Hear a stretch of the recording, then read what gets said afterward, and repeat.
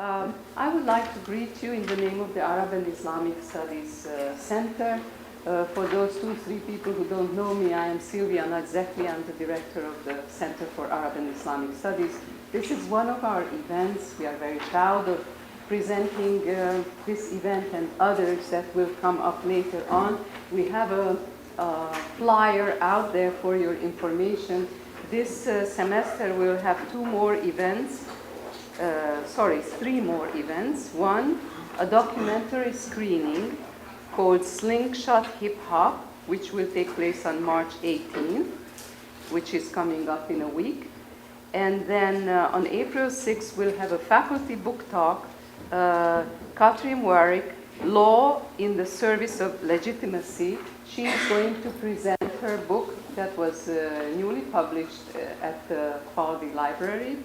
And then on April 13th, we have a wonderful scholar, Mustafa Marouchi, who is coming to us from the University of Nevada, and he's going to talk about impossible histories, Islam's re- and deconstructed.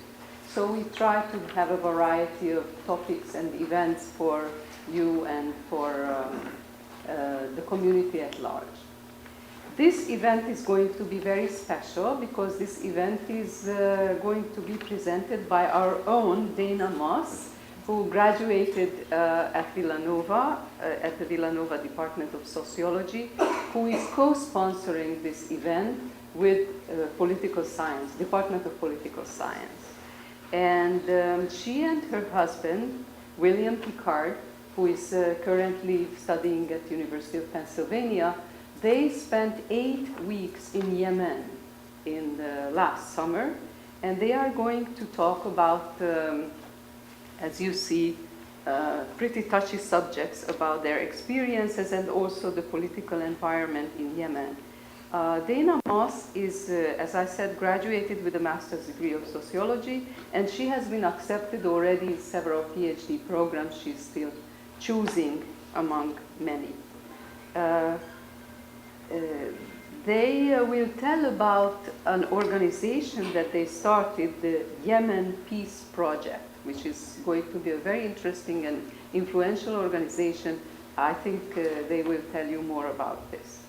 They both presented papers on Yemen at the International Conference of the Arab and Islamic Studies that took place at Villanova last April, about a year ago. And Will Picard's presentation was on Yemen's Saada wars in context, religious movements, political violence, and modern state. And Dana read a paper titled Developing the Islamic State, Women's Activism and the Strategic Framing of Yemen.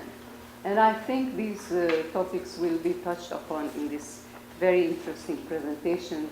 And here I give you Dana and Will.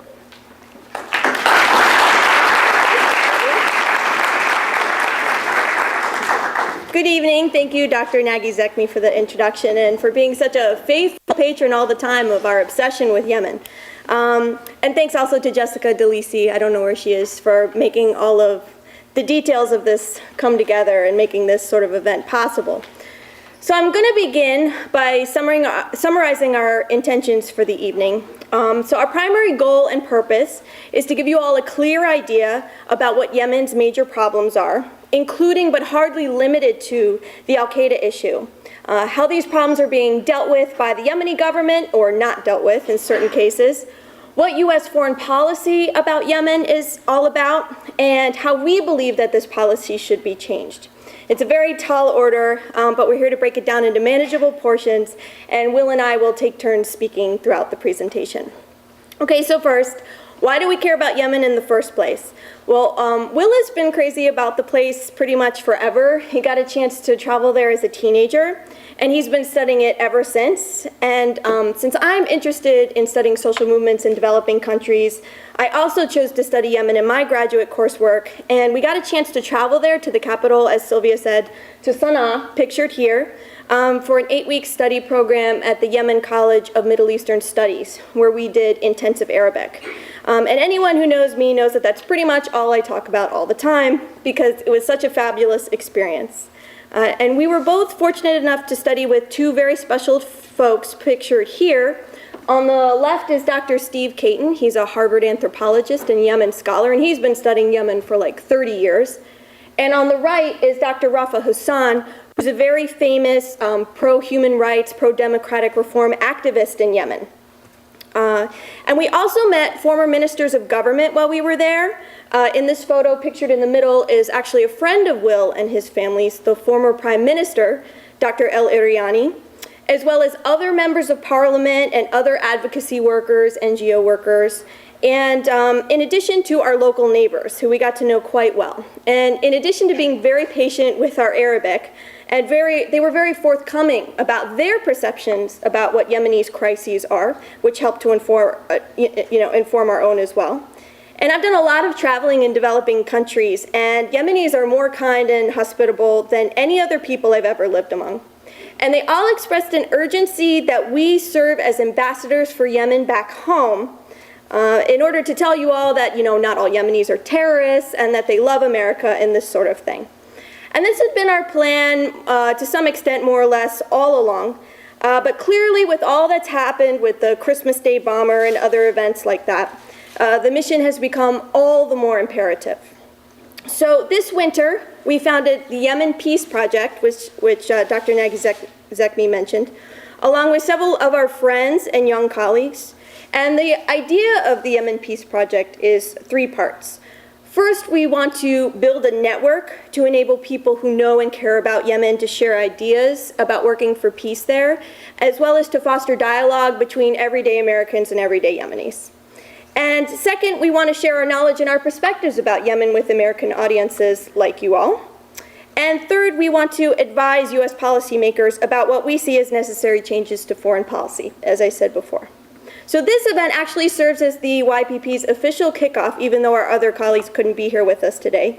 So we're especially happy that you guys have come out to join us tonight and become part of our efforts for public education and awareness about Yemen.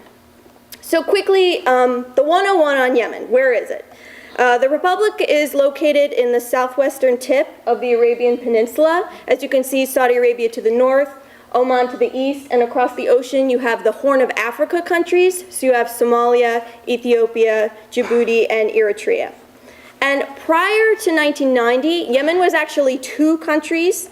For our purpose, we're going to refer to them as North Yemen and South Yemen. As you can see, they look like East and West Yemen, but they're actually North and South.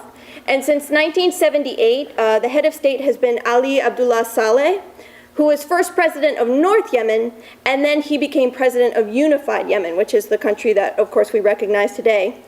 And this means that he's been president for over 30 years. Yemen does have a representative parliamentary system, and women can vote and run for office and all that good stuff.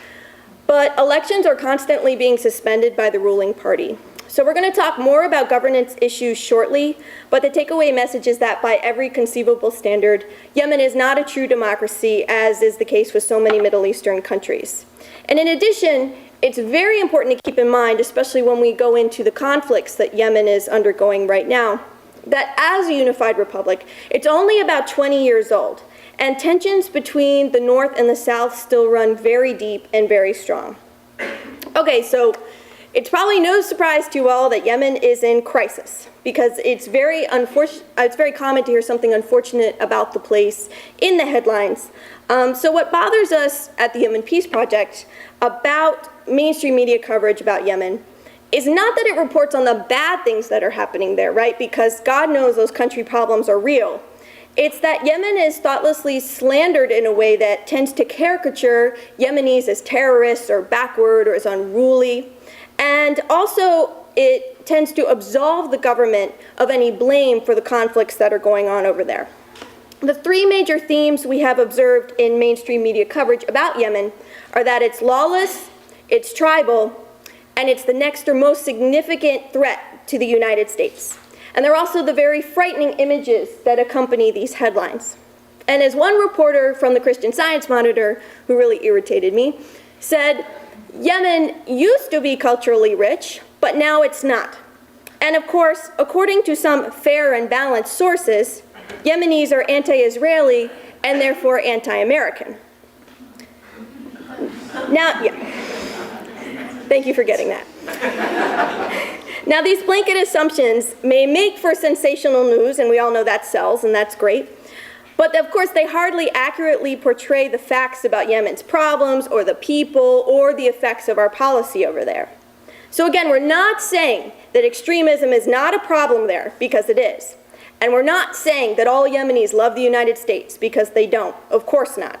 Public opinions are contentious, and they vary across the spectrum quite a bit.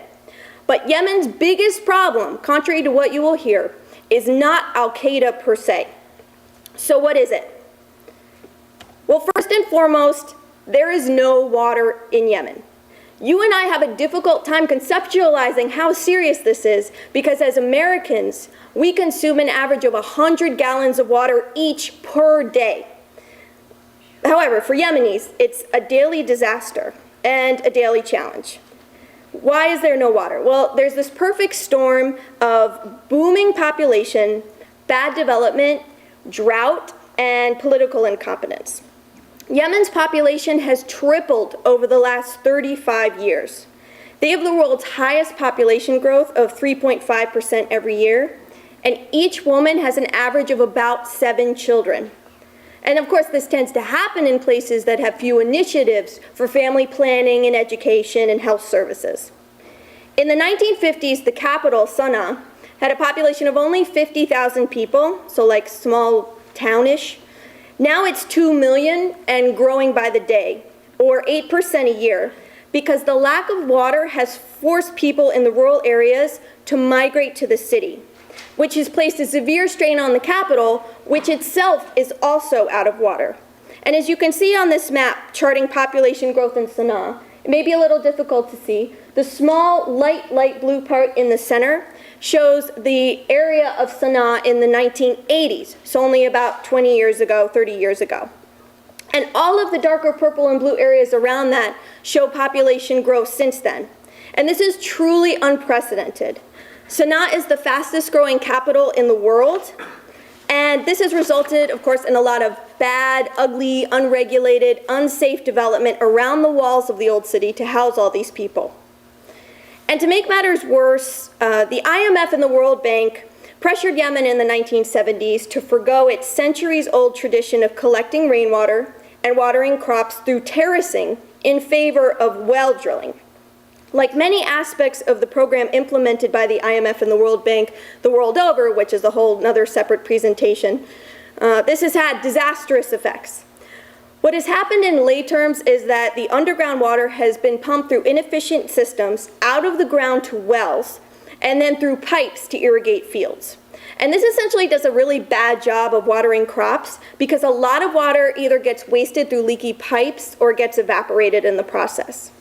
The underground aquifers now that hold the last of Yemen's water will literally be depleted any day now, but the consensus is that Yemen's water will definitely run out completely in 5 to 10 years. So why don't people go back to their old ways of doing the terracing and the rainwater collection? Well, part of the problem is the drought. Many farmers don't have the choice of using rainwater anymore. And the next problem is that illegal wells have sprung up all over the place, so people drill for water themselves in their own communities and sell it to make a living. And of course, often this is the only way they can make a living, and often the only way that they can get water. And then there's the government. When we visited Parliament last summer, we got a chance to ask the Speaker of the House what his party was doing about this. And he just leaned back in the chair and shrugged his shoulders and said, Allah provides the rain. And this exemplifies the fact that few have the political will to tackle this issue or take responsibility for it, or even so much as build a dam. And this inertia has been detrimental to Yemenis. The average person in Yemen survives on only 10 to 20% of what the World Health Organization deems to be an adequate amount of water. And we saw some of those unsafe sanitary conditions that have resulted from this lack of water in our travels up close and personal.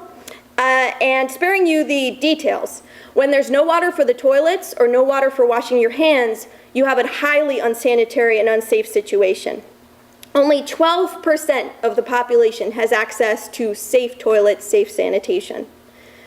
And access to water, public water, is allowed only 6 to 8 weeks for many communities. That'd be like if the government only turned your water on in your faucet at home every 6 to 8 weeks for 1 day. And it's hard to imagine living on just a few jugs of water every 2 months for your whole family, but that's the situation that many Yemenis are finding themselves in. But I mean, you don't need to be some sort of foreign water expert to know that Yemen's water situation is dire, because everybody knows that the water system will collapse in the coming years, and the Yemeni people, of course, know this.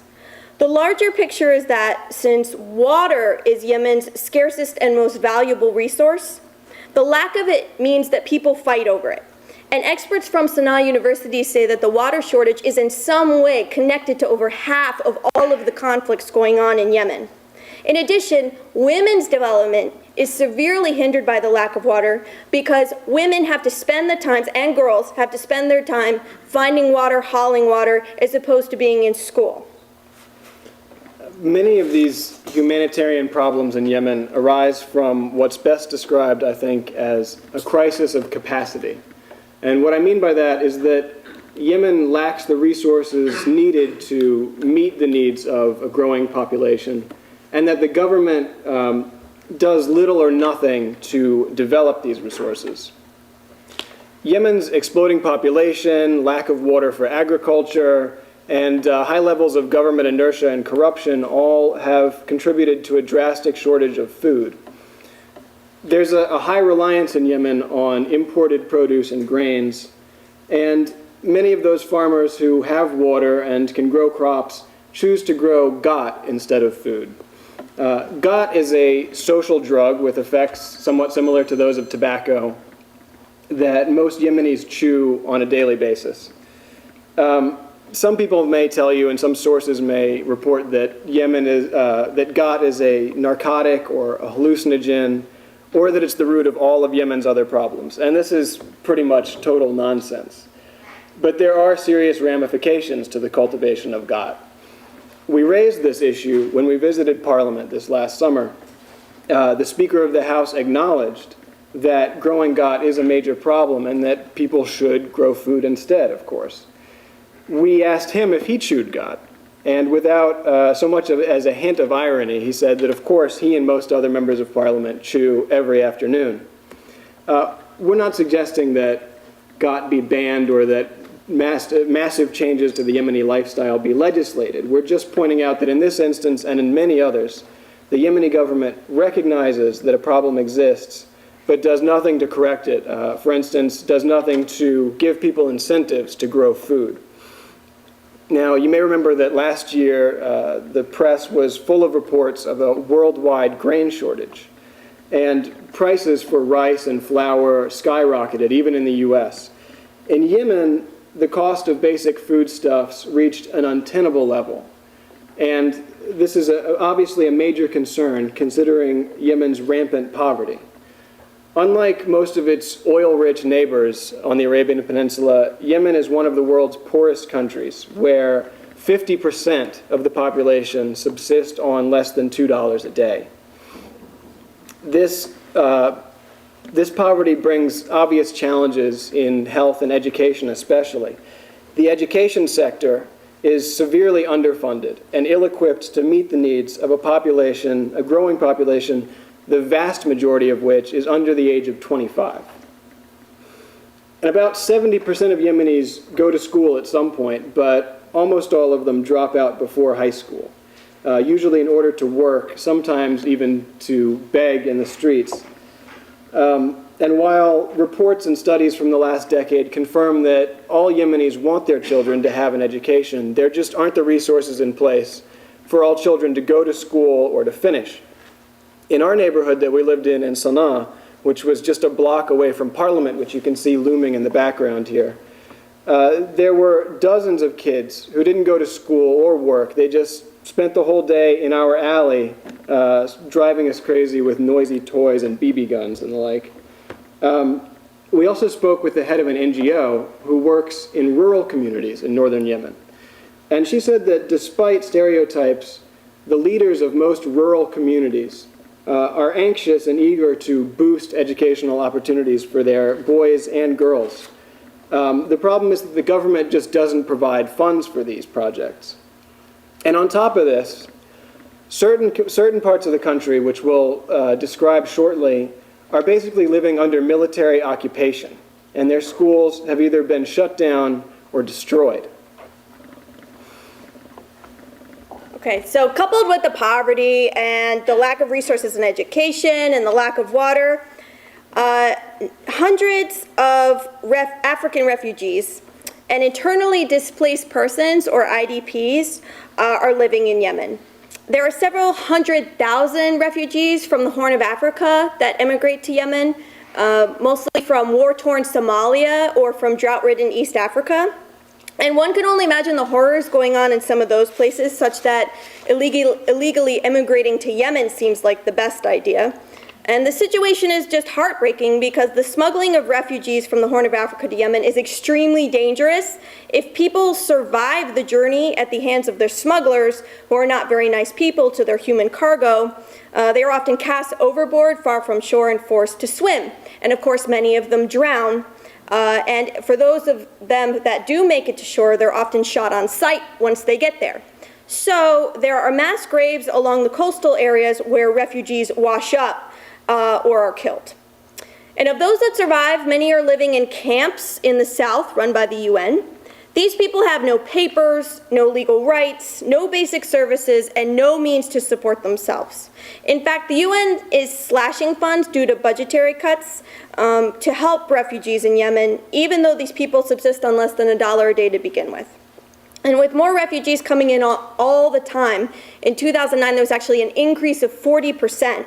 This has obviously increased the vast number of people in Yemen who are homeless and in need.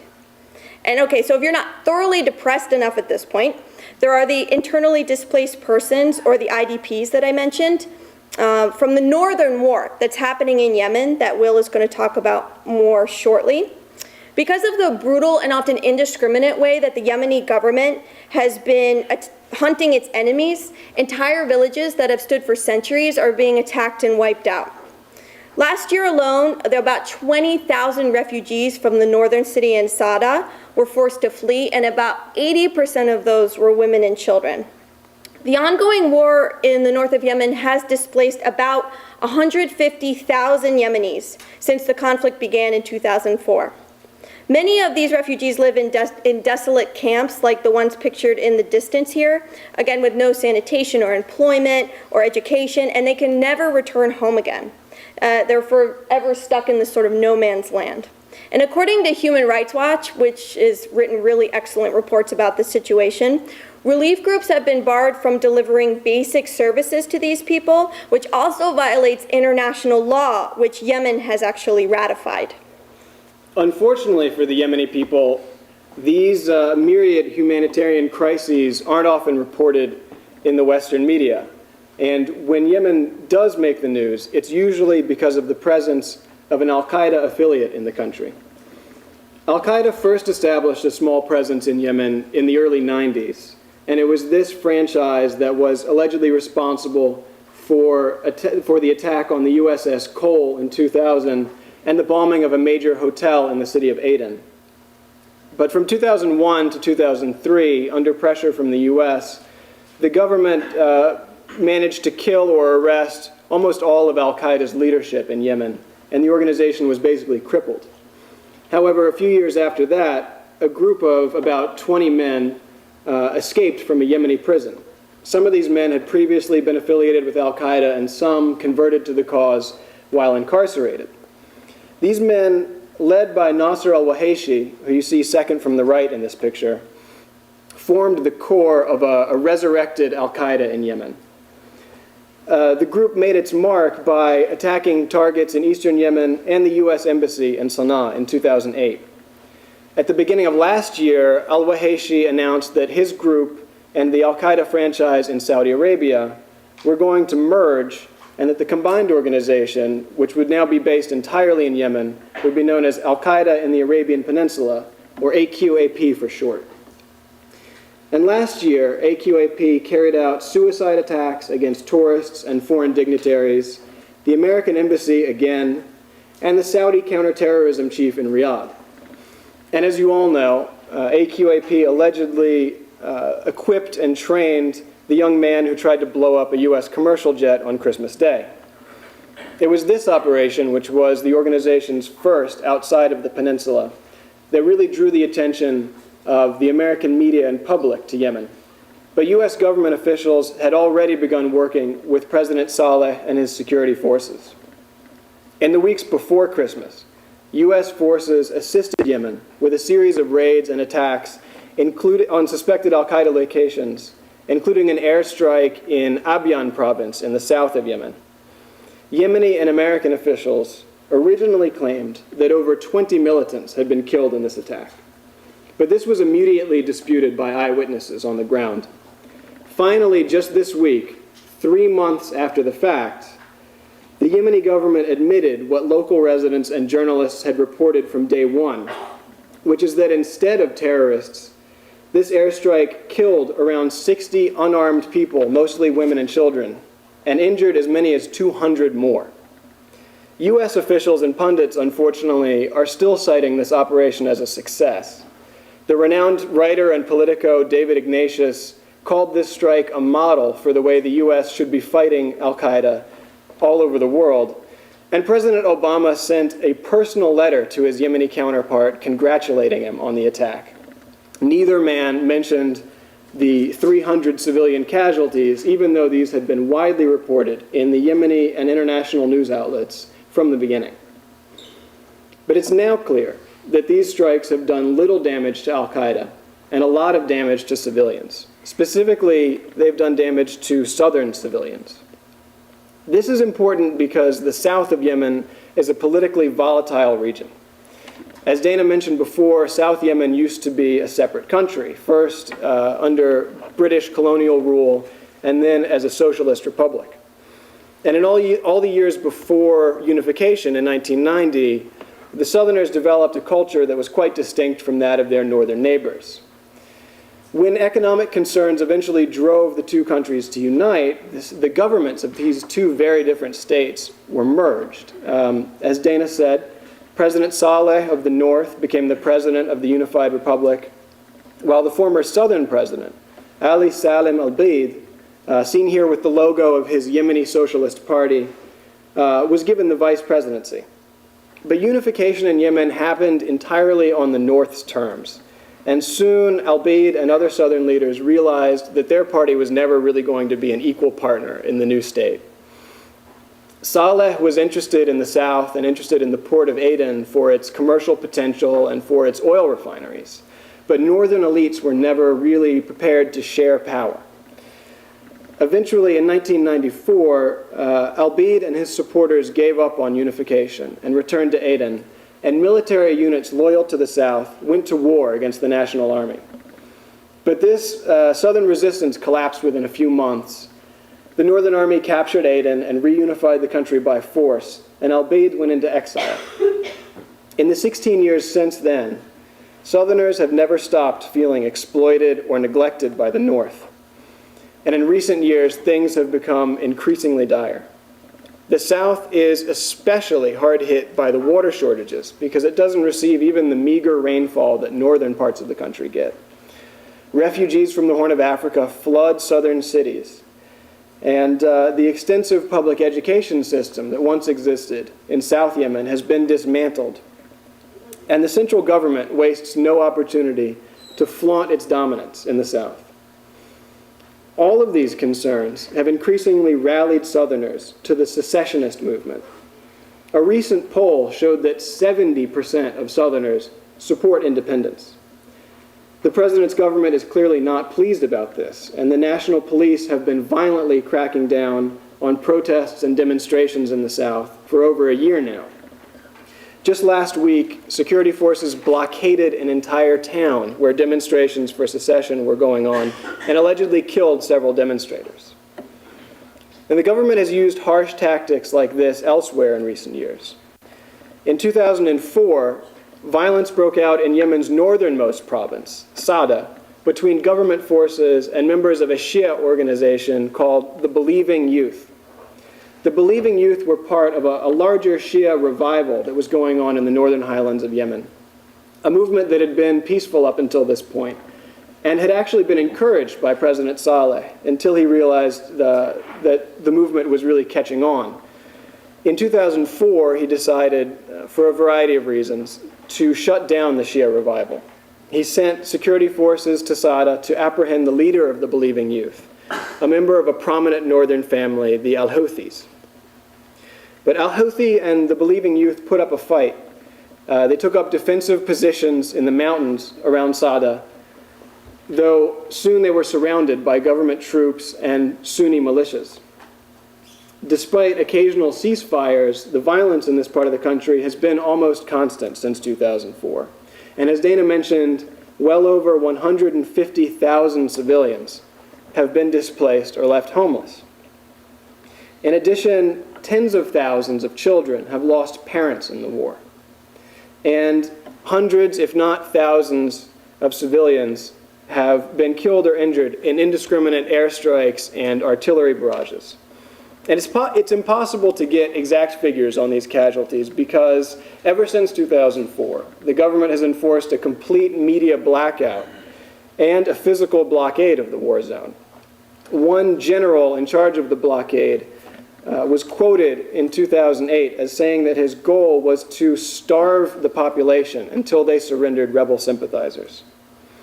The NGO Doctors Without Borders in 2009 listed the plight of civilians in the Sada war zone as one of its top 10 worst humanitarian crises of the year. Last year was probably the worst year for the Sada wars when Saudi Arabia became directly involved in the conflict, claiming that rebels had attacked targets in Saudi territory. In February, a ceasefire was reached by all sides, but since then, the Yemeni government has done nothing to address the root causes of the war, or to address the situation of civilian victims and IDPs. So basically, the truce, like previous ones, is doomed to fail. Most likely, President Saleh only accepted the ceasefire in order to stave off criticism from his Western backers who are worried that the president prioritizes the fight in Sada over the fight against al-Qaeda. And it is certainly the threat posed by al-Qaeda of the Arabian Peninsula that has put Yemen in the spotlight of Western policymakers. In January of this year, Britain hosted a conference for Friends of Yemen in the international community. And in this conference, several wealthy nations pledged or promised aid to Yemen. But U.S. involvement in Yemen did not start in this year. In fact, throughout 2009, high-level American officials, from General David Petraeus to John McCain, have visited Sana'a and met with President Saleh about America's concerns in the region. And the U.S. State Department does understand Yemen's problems pretty well. State officials have said that policy towards Yemen does need to focus on improving conditions for the Yemeni people and improving the quality of governance and fighting corruption and demonopolizing the power from the federal government. In theory, U.S. assistance is intended to, quote, address the root causes of instability. However, the level of financial support that we have given to address these root causes does not amount to a credible or a serious effort. We donate less money to Yemen than we did to Haiti before the earthquake there, and which is just 1% of the humanitarian aid we give Israel and 1% that we give Afghanistan. Non-military aid amounts to less than $3 per Yemeni, but even American officials acknowledge that because of rampant corruption, barely any of this money will actually find its way to the Yemeni people anyway. In practice, U.S. direct assistance is geared towards a set of quick impact projects designed to provide the appearance of positive social change without seriously addressing any of the humanitarian crises we've already talked about. And of course, this ends up doing very little for the Yemeni people. As you can see in this photo of the President's Mosque in the distance in Sana'a, it's lit up like Christmas in a city that suffers from blackouts every few hours. And in addition, when we visited this mosque, we were very shocked to see acres of green, manicured grass lawns in the midst of such a severe water shortage and drought. This is really the regime's vision of public works. This mosque, which cost $60 million to build, is seen by most residents of Sana'a that we talked to as a complete slap in the face. Where it lacks in humanitarian support, though, the U.S. is very forthcoming with military aid. $150 million in military assistance has been promised for this coming year to Yemen. And this includes funding for arms and training for Yemenis counterterrorism and special forces, as well as guns and drones for air attacks. This coming year, we can expect to see many more U.S. military advisors in Yemen, as well as more American military hardware used in the fighting, often against civilians. And while the State Department says quite correctly that President Saleh's government needs to be open to dialogue with northern and southern leaders, the first stated goal of U.S. foreign policy is to ensure the unity of Yemen. And this is no secret. It's been stated openly by every public official that we've heard of since Obama took office. The State Department views al-Houthi and the Southern Movement not as legitimate responses to bad governance or inequality, but as threats to U.S. interests. And though U.S. officials may urge dialogue and negotiation, the bottom line of their policy is that President Saleh's regime must be maintained at any cost. So in short, this means that the president has a green light to use whatever force he deems necessary, force now made more effective and more deadly by U.S. aid against whomever he considers a threat, al-Qaeda or not. Our government is absolutely silent on the regime's use of force against civilians, despite the fact that NGOs and journalists have documented countless acts of collective punishment, indiscriminate violence, arbitrary arrests, and disappearances. By every international standard and data measures available, Yemen is clearly moving away from democracy, not towards it. Yemen has regressed from a partially free country, as measured by the Freedom House rankings, to a not free country as of this year. And international groups are also outraged by the war on the press and its kidnapping and torture of journalists, which spiked in the fall of last year after we left Yemen. Even a cursory glance at the recent reports reveals some very disturbing headlines. Military actions against civilian targets in the Sada region, in the northern region that we mentioned, include alleged uses of chemical weapons and have been referred to by some observers as acts of ethnic cleansing. Despite the media blackout in the war zone, though, atrocities have been documented against unarmed civilians, which are reminiscent of Saddam Hussein's famous attacks on Kurdish villages. If, as the current siege against protesters in the south would suggest, the government is planning to use these sort of tactics elsewhere, we can expect the United States to support President Saleh in that effort. Such support, of course, will obviously affect the public opinion of Yemenis. In their southern region, many people still have a very positive view of the West and of the United States in particular. We were lectured many times during our trip on the high opinion they have of President Obama. But this is changing, and if the U.S. aligns itself visibly and violently with the regime that more than 70% of people in the South oppose, it is going to change for the worse. And this could easily produce sympathy in the Southern movement for more radical anti-government and anti-Western groups, including al-Qaeda. It's clear that a U.S. foreign policy that encourages military solutions to Yemen's domestic problems is only likely to increase instability and human suffering. In order to truly improve the lives of Yemeni people and also to secure American interests, the U.S. needs to really commit to a policy that addresses Yemen's systemic problems. In the short term, the U.S. needs to support and fund humanitarian efforts that are already underway. Groups like Doctors Without Borders, the Red Cross, Red Crescent, and UNHCR, as well as local organizations, are already in place, but they need major assistance to be able to address Yemen's refugee crises and to provide at-risk communities with adequate food and water. The State Department's current rate of $3 a year per Yemeni just won't cut it. And in the long term, the U.S. needs to support a comprehensive program of smart development. Now, this won't entail reinventing the wheel. Recent projects in Afghanistan have shown that even in the face of corruption and violence, meaningful development is possible. And in Yemen, internationally funded projects like the restoration of this medieval university have already employed dozens of Yemenis and stimulated local economies.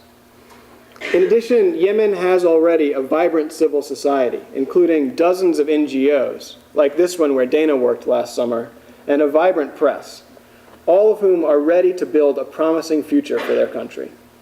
The U.S. needs to support these organizations and to find out from them what needs to be done.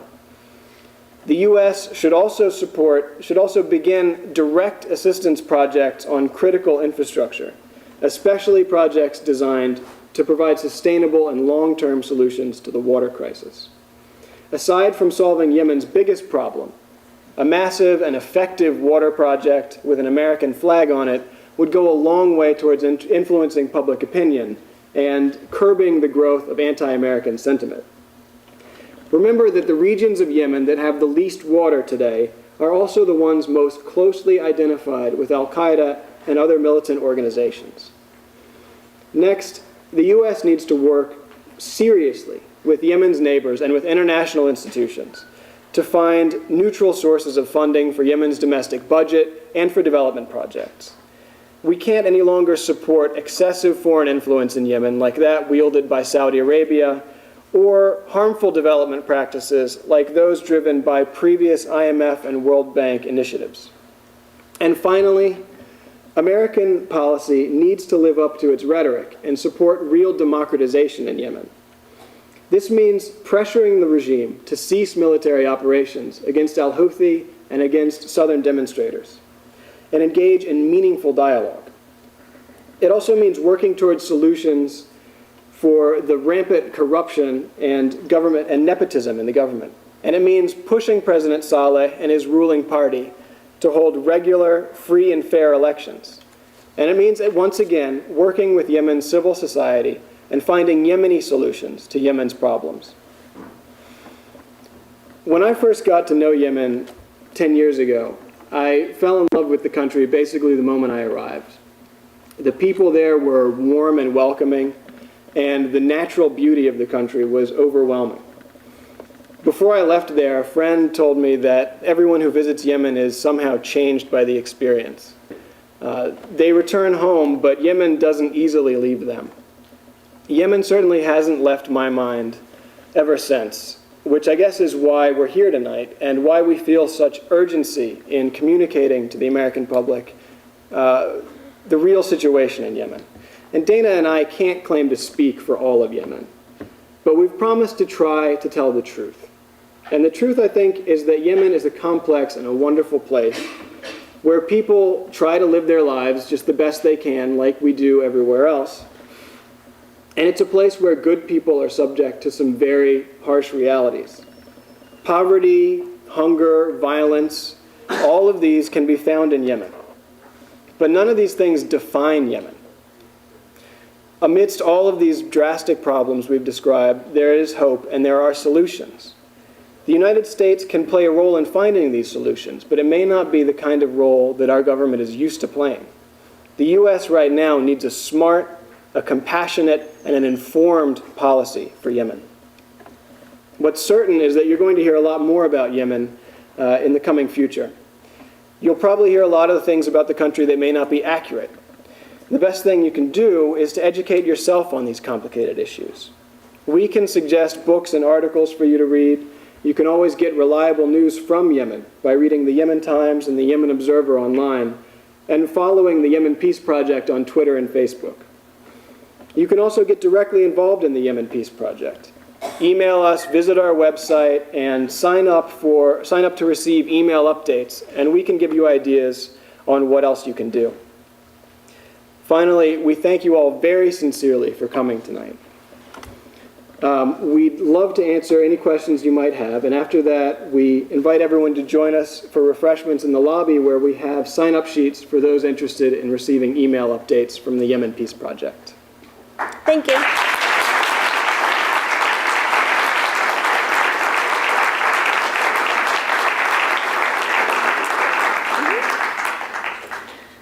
All right, Jess, do we have a way for people to easily answer questions? Do we want to? There's a microphone. Just use a microphone. Do you think you all need a microphone if you want to ask questions, or no? Probably not. Just project. No questions? I'll take this. All right. Oh.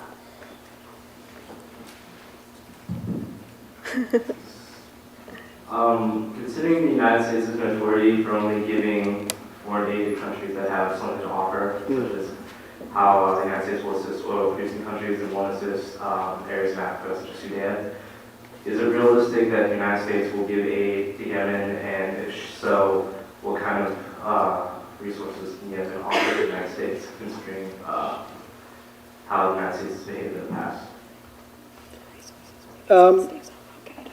Well, it's true that Yemen is definitely poor in oil compared to most of its neighbors. But I think that the way that the U.S. State Department generally talks about Yemen recognizes the fact that an unstable Yemen, a poor and suffering Yemen, is pretty much bad news for the whole region.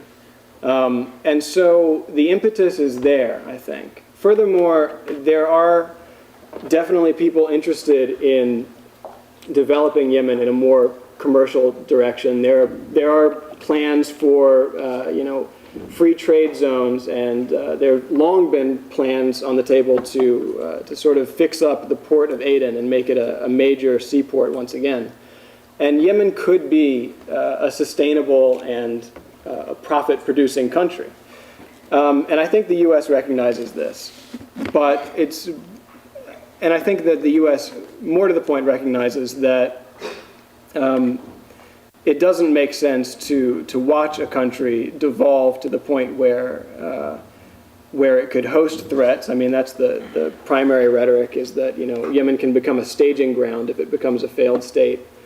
But our effort would really like to hold on to the maybe overly optimistic idea that people can be persuaded to do the right thing because humans are suffering and shouldn't be. And I think, the U.S. State Department hasn't lived up to the hope that a lot of people held when Obama and Clinton began. But there are still people in government, a lot of former ambassadors to Yemen among them, who urge involvement in Yemen in a very positive and thoughtful way, for all of the right reasons, as well as these more pragmatic ones.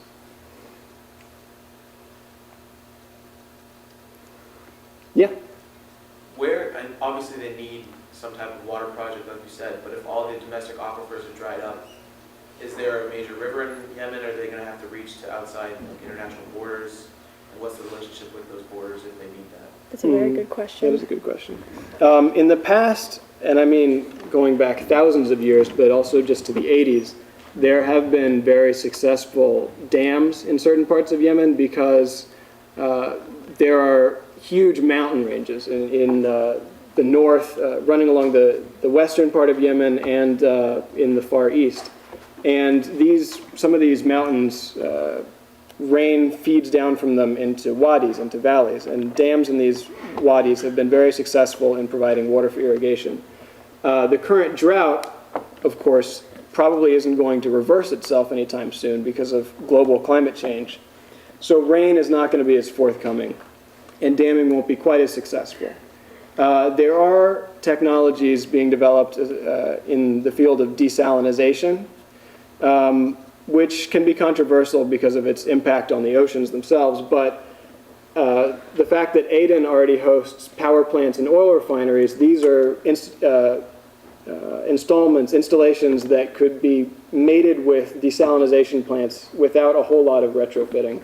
So that's an option that the government just hasn't been interested in exploring, it seems. And it really seems that in some cases, the central government uses water as sort of a carrot and stick to keep regions of the country in line. Just recently, a major underground source of water was discovered in the east that engineers say could probably supply that part of the country with water for the next 40 or 50 years. But the government decides whether and when that source gets developed and used by the people in that region, based maybe on their behavior. In the back. Well, I hear you and Dave saying that there are many problems in the country, as there are in most of that region. But it seems that time and again you go back to the government itself and the fact that the government isn't motivated to have everyone share in the decisions that are being made. Mm. You're having been there and seen the government in action, what do you feel would be the impetus to motivate the government to have people from both sides, the North and the South, become true partners in ruling the country? Well, I'll let Will talk more about this, but I think part of it for sure is that Yemen isn't getting enough pressure from its international allies right now to be a true democracy, and I feel that the U.S. could go a long way in basically, a type of carrot and stick situation where, like, we'll support you if you do such and such to promote democracy. Currently, we're not doing that. So Yemen doesn't even have so much as basic elections, much less people working together. So if we feel that if the U.S. would, walk the walk and really push for democratic elections and things that are happening in Afghanistan and Iraq and Yemen, that would go a long way to at least the first step of what you were talking about in terms of cooperation. What else? The thing that I do want to stress, though, is that the groundwork for democracy is strong in Yemen. There are lots of parties. There are lots of people who are interested in voting, a good voter turnout when there are elections held. And actually, most women are registered to vote now, actually. Yeah. So, like Will's saying, this is in place. This is ready to go. Yeah, and it really seems that, and aside from our personal experiences, I've studied this, and so have other scholars, that President Saleh has really, over time, been building this republic of exclusion, where systematically securing sources of funding, like Saudi Arabia, that are interested in a strong hand and not interested in allowing outside voices to come into the government. And more, even really high up figures in the government that I've spoken to say that the president just isn't listening anymore. He's just not listening or asking for anyone else's opinion.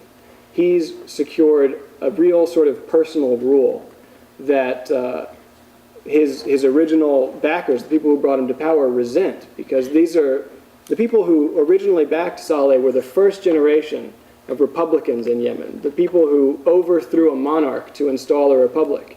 And they really resent seeing things go back towards monarchy again.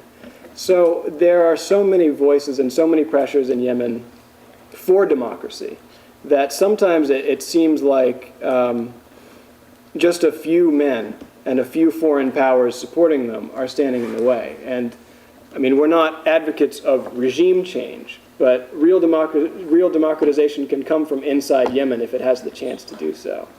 I don't know what's going to give the impetus to give the current rulers that push, because I don't think they're interested at all. They won't benefit from it. But eventually it'll happen. And it could be a very positive thing. It could be a landmark, I think. Yep. Do you think, talk about a little bit of the North-South divide, realistically in the near future, would that happen again in terms of the South seeking to be its own separate nation, or even seek autonomy? Is it an issue of their opposition to the Saleh government in particular, or is it their complete detraction from the northern society in general? I mean, do you think that socialism, like ideal, that they, I think they saw some benefit from it a couple decades ago in terms of socially, in terms of the advances they made under the socialist government. Do you think that's something they still hold in terms of socialism, or would they find something else to attach themselves to ideologically? My impression is not that they're set on going back to socialism, or that they feel that they're so different from the Northerners that they could never become one society. It's really all about the governance issue, at least from the people that we talk to. They even sort of reminisce about how great the British were ruling them, because in comparison, President Saleh has been so terrible to the southern region, and it's only going to get worse with the repressive practices that are continuing. I was just reading the news today that President Saleh said today in the news that the southern flag will burn in the coming weeks. So this is something that is happening right now, and it's going backwards right now. Yeah, the secession movement is really strong right now, and what's fascinating about it is that there are so many different voices in it. You see former jihadis from the Afghan wars in the 80s who are involved in this movement, former socialists, all sorts of people. But another important thing to remember is that most people in Yemen weren't born in the 60s when the British were thrown out and when the monarch in the north was thrown out. And a lot of Yemenis weren't born in 1990. A lot of Yemenis in the south have only lived in a unified state, and they don't have any connection with socialism per se. But they do have a daily experience of a lack of resources, a lack of schools, and all of this is associated with a rule that's dominated by northern elites. And so I see what I see happening right now is the international community pressuring the central government to ease up on the South so that the Southern movement quiets down. But the Southern movement isn't going to go away. It may ebb a little bit from here and there, but it's growing stronger in the long run. And I think eventually there's going to have to be something major, either a major rewriting of the Constitution and the relation between North and South, or maybe even independence. There were other questions that popped up. With the ever-shrinking resources and the continued population explosion, is there any way in the future that Yemen is going to be able to become self-sustainable? Well, a lot of initiatives, there are a lot of pieces to that, obviously. There are a lot of reasons that the population's booming and it's out of control and the refugees are coming in. That we touched on. But I think what speaks to your question is the population growth itself.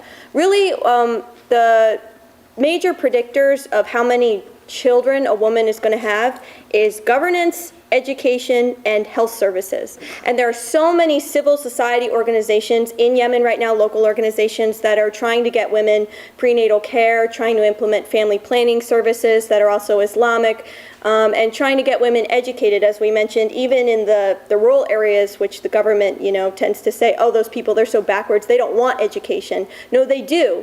And so I think if those services were supported or given aid, that would go a long way. And I know that there are other countries, such as India, where these programs have, once the resources are in place, people take advantage of them, they want them. And even, for example, the maids who were cleaning the college where we were said, oh yes, my mother, she has me and 8 siblings, and this is a problem. I mean, people understand that this is a problem. There's just no birth control available. There's no, there are no health clinics. So that's a major issue, but it can improve if the dollars go towards it, is my opinion. Yeah, I think population growth is obviously a major factor in the sort of the long-term sustainability picture. But eventually, Yemen is going to have to rely to some extent on its neighbors, at least in the short term. And recently, it's been Saudi Arabia that's sort of been trading influence for aid, but it's aid directly to the central government, not to the people. Other countries in the Gulf region and in the Gulf Cooperation Council are more interested in seeing welfare projects for the Yemeni people. The Emirates have been shipping water, which is absurd. Qatar has been shipping subsidized rice. So there's involvement, and there needs to be sustainable involvement. And there needs to be talk about what it needs to look like, what that relationship with the neighbors needs to look like for Yemen to get on its feet and stay there. But I think it can happen. Yeah. A couple more questions, and then we're going to go out to the lobby, and anyone who wants can find us and talk to us. Yeah, in the blue. Looking at the political situation today between Yemen and the U.S., what would you advise would be the best move for the U.S. to take, whether to side with the government, to keep the positive approval of the Western world, especially the United States? Just what do you think the best route is for the U.S. to take? Well, I think that the problems in Yemen that really affect the U.S., I mean, in a direct way, all of the concern in the U.S. government is mainly on terrorism.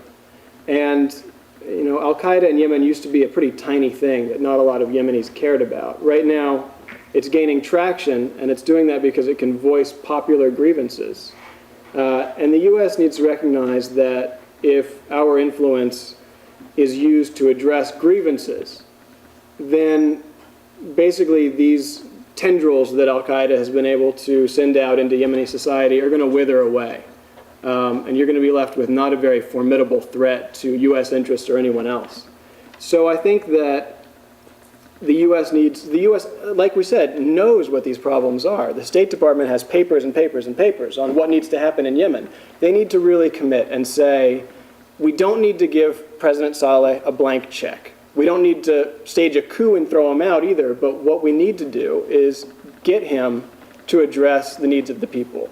And we need to say, you know, it's interesting actually, there are some leaders in the Southern movement right now who have taken to hoisting American flags and playing the Star-Spangled Banner out of their homes and their demonstrations. And what they're saying is really, you know, we're not the enemy of the West. The West has an option. The West can talk to Yemen instead of just talking to power in Yemen. And I think that's the way forward. I think it is. I know Caitlin has a question, and maybe Brian. Go for it. Yemen has no oil to export, and they don't have enough water to support a significant agricultural output. What is supporting the Yemen economy? Do they export anything, or They still export some oil, but it's a tiny bit, and it's running out. It's what's called a partial rentier state, so it's not a full oil economy, but yeah, it's running out. Yeah, not a lot is the answer. There are a lot of Yemeni men go abroad to work. And this used to be sort of, there was a huge boom in the 70s and 80s in the Yemeni economy because all the men were going to Saudi Arabia and working there. And Yemen was actually getting pretty flush. But during the Gulf War in 1990, 91, all of the Gulf states kicked out all of their Yemeni migrant workers. And since then, that sector of the economy has been slow to rebuild, but it's still there. A lot of Yemenis work abroad, and that's where a lot of remittances sort of drive the economy. And it's not much. It's not much of an economy, but that's sort of the basis of it. And you're right. There's a severe lack of resources there that drive a functioning economy, which is why half the people are in destitution, not just poor, but absolutely destitute. And Aden used to be a huge seaport, and at the time of unification, the government said, we're going to do it again. We're going to build this massive Aden free zone. It's going to be huge. It's going to drive the whole regional economy, and they didn't do that. But that's not to say they couldn't. And there are other plans to develop other ports and sort of free zones in Yemen that could make a huge impact on the economy in the future. Did you have a question, Brian? Would you say that our State Department's working assumption is that failed states like Afghanistan and Somalia are incubators for terrorism? So the thing to do is to arm the local tyrant? That seems to be the most cynical summary of the policy, but Oh, I have more. Yeah. But yeah, it works. I mean, it is remarkable though, if you go on the State Department website and search Yemen, how many really thoughtful articles you come up with, and all these briefings by undersecretaries who are saying exactly what we're saying. They're just not actually doing it. So yeah, I think that's what it boils down to now, but it doesn't have to. The ideas are out there, the knowledge is out there. So the State Department isn't getting it entirely wrong, they're just doing it wrong, I think. Maybe one more, Jonah? Do you consider yourselves to be like a political lobbying organization, or more of a kind of a get the word out kind of organization? And if so, in terms of lobbying, what is the American Yemeni population like? Is there? And how would you be interacting with them in terms of building support for your cause? That's a good question. That's good. I thank you for reminding me to talk about our organization. That's why we're here.